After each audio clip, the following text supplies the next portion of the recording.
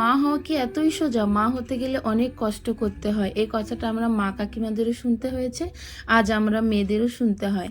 নমস্কার বন্ধুরা, আমার নতুন একটি ব্লগে তোমাদের সবাইকে ওয়েলকাম। ভিডিওটা স্কিপ করো না, পুরো ব্লগটা দেখো। যারা আমার চ্যানেলে প্রথমবার আমার ব্লগটা দেখছো তারা আমার চ্যানেলটাকে সাবস্ক্রাইব করে দিও।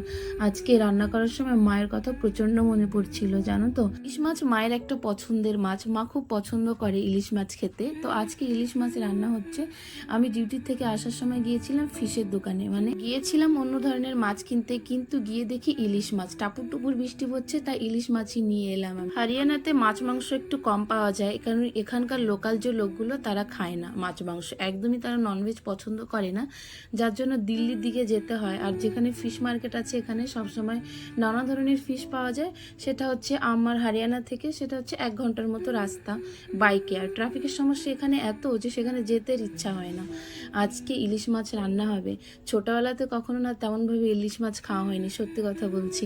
আমরা এত অভাব পেয়ে বড় হয়েছি, মা বাবা সবসময় চাইতো যে অভাব আমাদেরকে দেবে না, কিন্তু ঈশ্বর বলে না, অভাব যদি কপালে থাকে সেটা কেউ নিতে পারে না।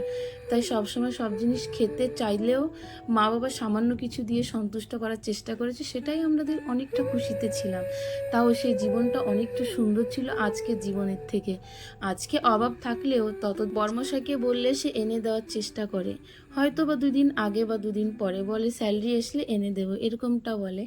তো আজকে ডিউটি থেকে আসার সময় ইলিশ মাছটা ভেবেই এনেছিলাম যে বাড়িতে গিয়ে আলু বেগুন দিয়ে পাতলা ঝোল করো মশলা ছাড়া। আর নিয়ে এসেছিলাম পুঁই শাক, যেহেতু বরমশাইয়ের ফেভারিট হচ্ছে পুঁই শাক, তাই পুঁই শাক দিয়ে আগে চচ্চড়ি করলাম। ইলিশ মাছের মাথা দিয়ে 2টো মাছ এনেছিলাম, একটা মাছ খেয়ে ফেলেছি কালকে, আর এটা রেখে দিয়েছিলাম ফ্রিজে, ভেজে রেখেছিলাম।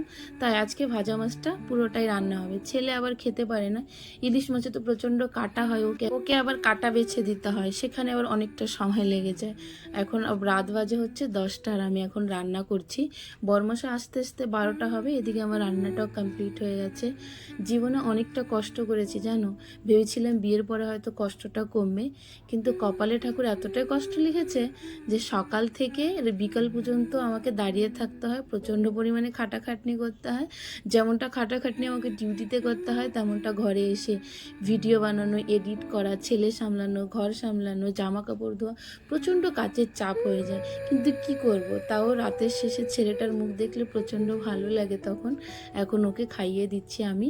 আর আমার ছেলে বলছে ফাটাফাটি হয়েছে রান্নাটা। আমার এই সুন্দর ব্লগটা তোমাদের কেমন লাগলো প্লিজ কমেন্ট করে বলো, আশীর্বাদ করো আমরা যেন এগিয়ে যেতে পারি।